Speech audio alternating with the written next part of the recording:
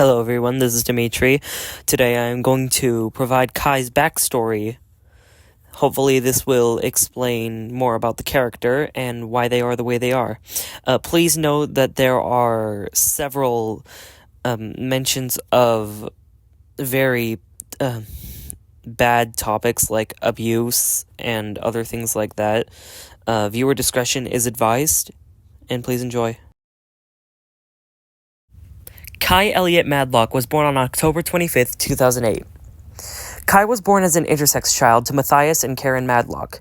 When Kai first arrived home, they were greeted by Claire and Robert Anderson, as well as Claire and Robert's daughter, Ruby Anderson. They were close family friends to Matthias and Karen and welcomed Kai with open arms. Kai grew up in a generally healthy environment except for their mom being incredibly abusive. She got on to Kai for simply being a child and doing things that children their age would normally do, such as whining, crying, or anything related to being a baby because that's all they were at the time. Because of this, at the young age of 3, Kai started judging themselves for anything they did. They believed that they were in the wrong for doing anything in general. This caused frequent arguments between Kai's parents, which made Kai feel like it was their fault. When Kai was 4 years old, on February 12, 2012, Evelyn Madlock was born. Kai was happy to have a sister and promised themselves that they'd always be there for Ava. Karen tried to pull her abusive tactics on Ava too, but Kai always stood in her way, letting Ava just be a kid.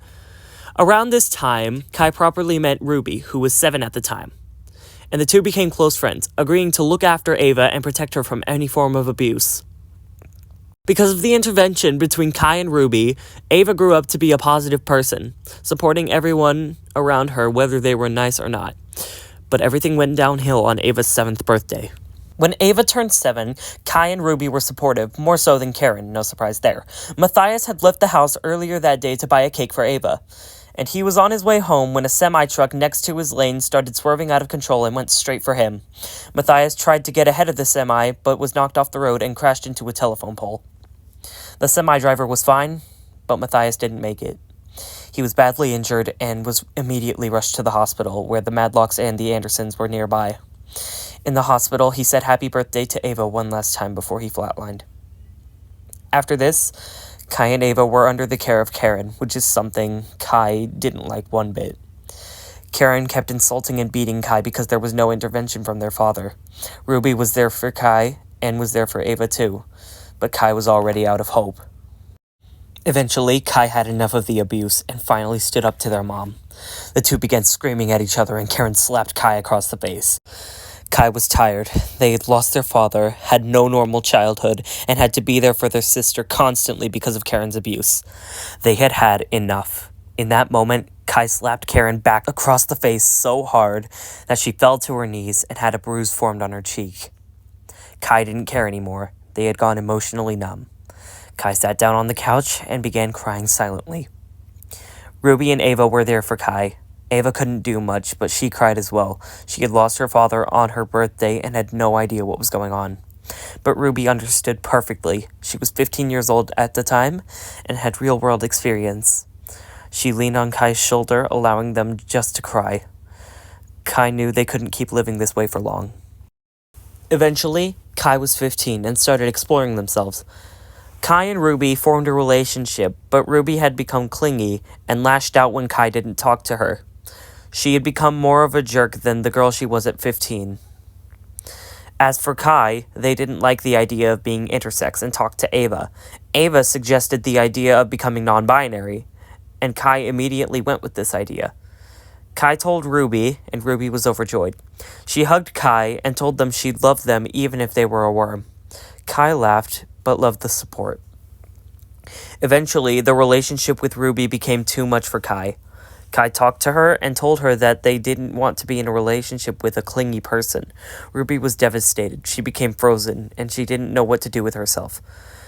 She made attempt after attempt to try and get back with Kai, but it didn't work. Eventually, she gave up, and then Kai came out as non-binary to their mom. Karen didn't like it and called Kai the F-slur. That's when they decided they had enough. They were done with being judged. They were done with feeling like nobody was there for them. So they packed their bags, put on a red beanie, a blue sweatshirt with a slice of pizza with hearts as the pepperonis, black sweatpants, black socks, brown boots, grabbed a kitchen knife, stuck it in a knife holder which they had on their back, and walked out. Kai, now on the streets, didn't have a plan. They had nowhere to go, nobody to turn to, and all they had was themselves. Suddenly, they found an empty revolver lying on the ground. They picked it up, spun the barrel. They realized they didn't have any money, and this revolver could help them. Eventually, they saw a gas station, and Kai made a plan. They walked into the gas station, walked up to the register, and drew the revolver. Immediately, the cashier gave all the money in the register to Kai, who stuffed it in their pockets and ran off. Eventually, Kai went to a gun store and bought ammo for the revolver. Kai filled the barrel and decided to have some fun. They signed up for a murder mystery tournament for a chance to win more money. Eventually, they had a chance to participate and was selected as the murderer. Kai killed everyone and won the round, earning themselves even more money. Kai then went into a shady alleyway and saw people playing Russian roulette. Kai decided to join the game, and they won that game too. Kai was on a winning streak, and they wondered if they could keep going, when suddenly they heard sirens going off. Police officers had heard of Kai's bank robbery, and they weren't happy.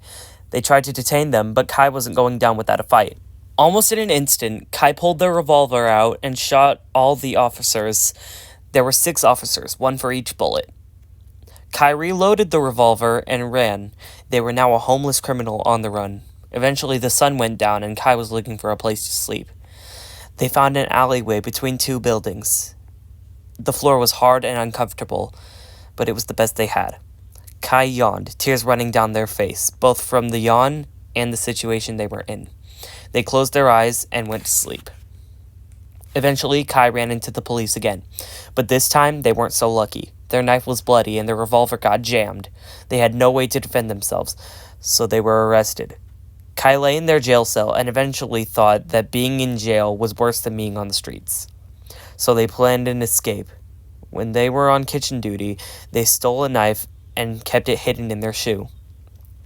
Eventually, during yard time, they found a manhole. They used the knife to pry open the cover. They jumped inside and ran through the sewers for a while. Eventually, they climbed out and were out of the prison. They heard sirens in the distance, so they took off their jumpsuit.